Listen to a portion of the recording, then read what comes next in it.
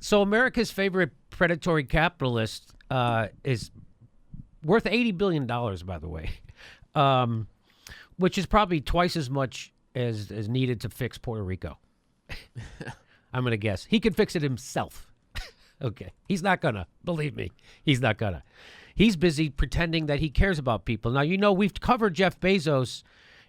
He's an unbelievable predatory capitalist. He hollows out local economies. He has manipulated the tax code in his favor to screw brick and mortar companies, and he doesn't care about what happens to local communities. Okay, so just so you know that.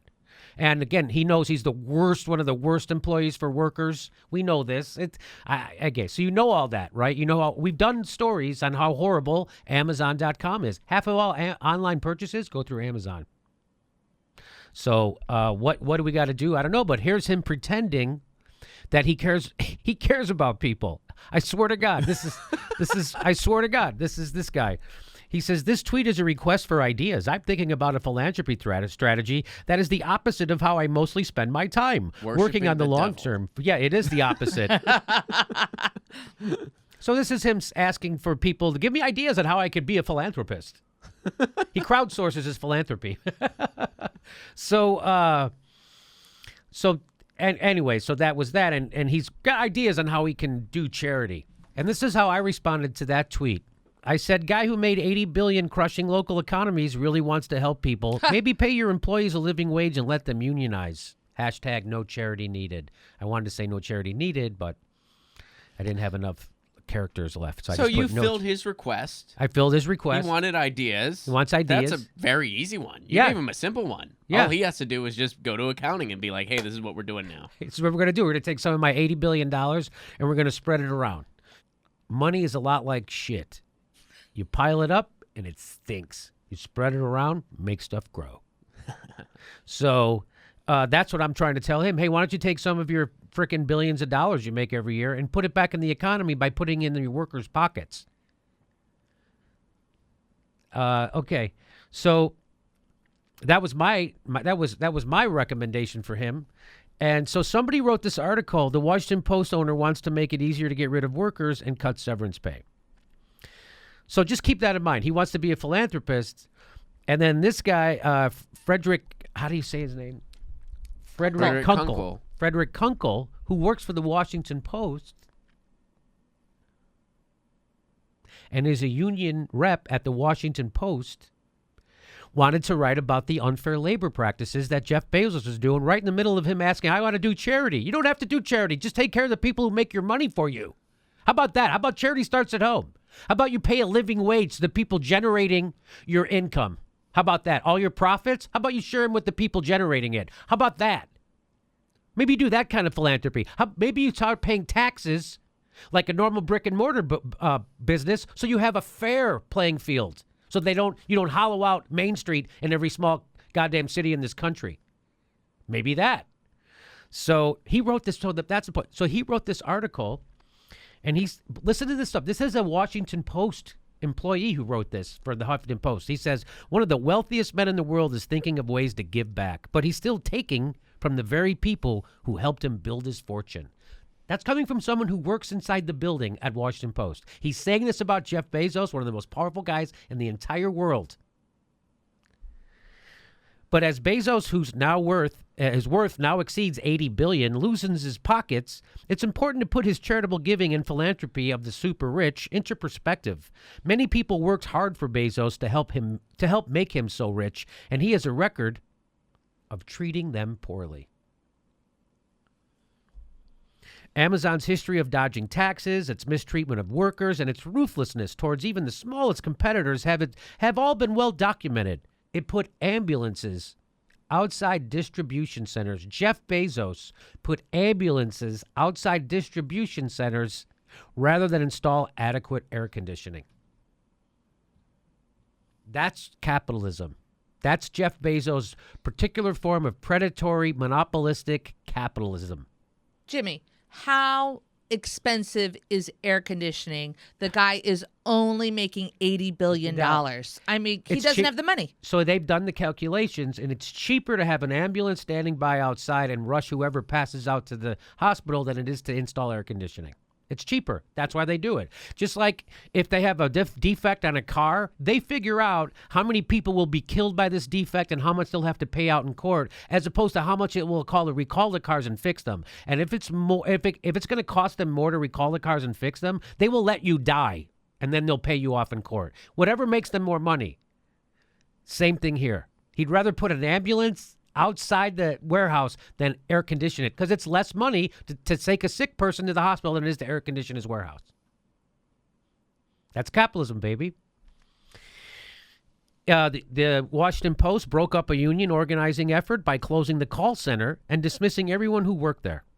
The New York Times documented its punishing work environment in a front page expose. This is what Amazon does. This is a Washington Post reporter letting you know what Jeff Bezos does, but he has to let you know in the Huffington Post. The company's actions, as Forbes puts it, harken back to an earlier time when workers were treated as replaceable cogs in a machine.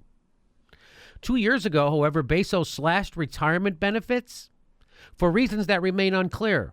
He froze a pension plan that was awash in so much money that neither he nor the company would possibly have faced additional liabilities. Yet he still froze it. He also spurred the sort of compromise plan the New York Times company had pioneered, an adjustable pension plan that would have ensured the Post would never encounter a problem funding it. Jeff Bezos, no. F you. F the people who F the people who make the profits for me. F them. And F them hard. Bezos' decision on retirement benefits had nothing to do with the balance sheet and arguably everything to do with ideology. And it has almost overshadowed Bezos' demand for the right to cancel everyone's health insurance and his push to take it away from part-time employees. Oh, that's why the ambulance is so cheap. Yep. Right? I can get that. Yep. Right? You just need a couple of ambulances and I don't have to pay for health care. I don't care about people, the humanitarian pretends. This year, the centerpiece of the Washington Post labor negotiations is a proposal that would make it easier to clear out employees regardless of performance or years of service. Bezos wants to cut severance pay too. $80 billionaire. Even worse, he would hold those severance payments hostage by requiring employees to waive all legal claims against the company in order to collect their severance. A cynical move taken by some companies and perhaps driven harder by the Post because of its recent settlement of a racial discrimination lawsuit over a wrongful firing. No wonder Jeff Bezos would prefer to turn people's attention toward philanthropy. It's nothing new. The Rockefeller family perfected the strategy more than a century ago. This is a guy who works for the Washington Post saying this stuff. He seems to be enjoying his newfound acclaim as the Post savior while displaying a laissez-faire attitude to the financial well-being of its employees, especially those who do not have a famous byline but who make its journalism possible by copy editing stories, driving circulation trucks, mining social media, or selling ads. Bezos, as a lover and purveyor of books, is no doubt familiar with Honoré de Balzac's saying that behind every great fortune lies a great crime. In this case, it's more like petty theft from the people who work for him. He owes them better. That's a guy who works for the Washington Post. And he wrote that in the Huffington Post, because, of course, they wouldn't print it in the Washington Post. He had to write it in the Huffington Post. And what happened to him when he did that? What happened? Well, the Post issued a formal warning against Metro desk staff writer and union co-chair Frederick Kunkel on September 5th for publishing the sharply worded op-ed in the Huffington Post. A formal warning. You write about that stuff again and you are in trouble. You're going to be fired and blackballed. The Post stated in its disciplinary letter to Kunkel that he had engaged in egregious violation of the Post ethics policy on freelancing and noted that a senior manager had warned him as much a day before he did it. In response to the Post warning, the Washington-Baltimore News Guild, which represents the paper's editorial staff, filed on Tuesday what is known as an unfair labor practice charge with the National Labor Relations Board, accusing the Post of violating Kunkel's legally protected right to engage in concerted activities to further the union's interests. So what the Post is trying to say is that he went and wrote something for a competitor which is against their policy. No, he went out there to publicize horrible working conditions, which is allowed under the law, no matter where you do it. Well, the National Labor Relations Act bars employers from interfering in worker activities that advance their welfare, which typically includes a worker's right to publicly criticize an employer about a work-related matter. That's protected. If you're a guild officer, and Freddie is, he has a legal right to publicize a dispute with management, said Rick Ehrman, the guild representative for the Post newsroom. It doesn't matter what the outlet is.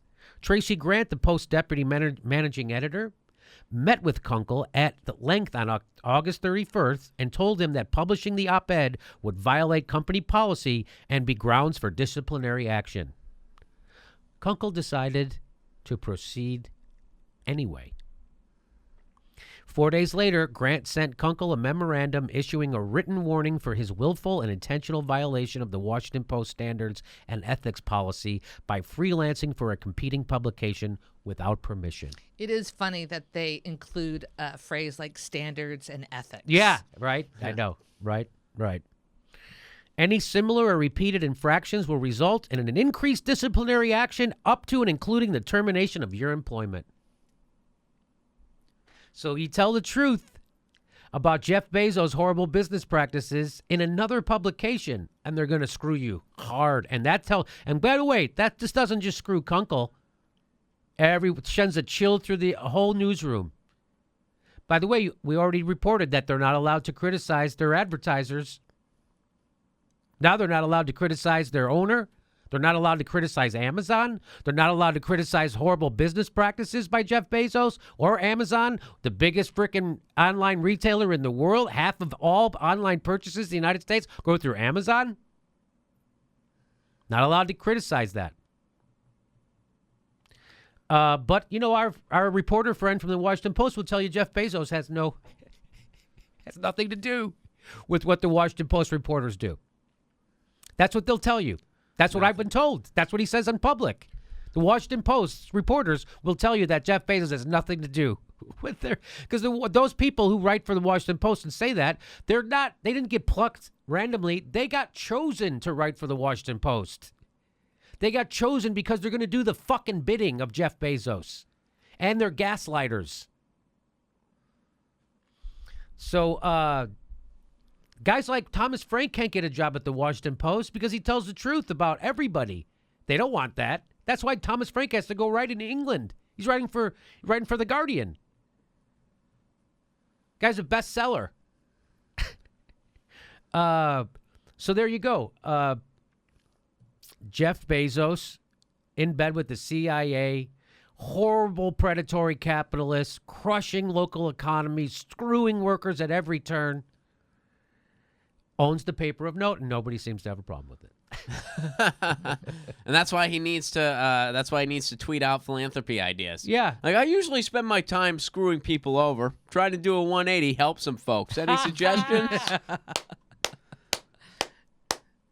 Yeah, figure what the fuck? I screwed up everybody. I've killed hundreds of thousands of jobs, hollowed out who knows how many storefronts in Main Street America. Maybe I help you now. I'll give you a little trickle. How about, what do you guys? You guys want $1,000? He's like a modern day Andrew Carnegie. Yes. Like, well, I've made all the money I could possibly ever want. Just in case hell's real, I'm going to start giving some shit back. Like the same thing. Just in case. So there's Jeff Bezos and the Washington Post shutting down any criticism inside the Washington Post. Now you know why people get their news from YouTube.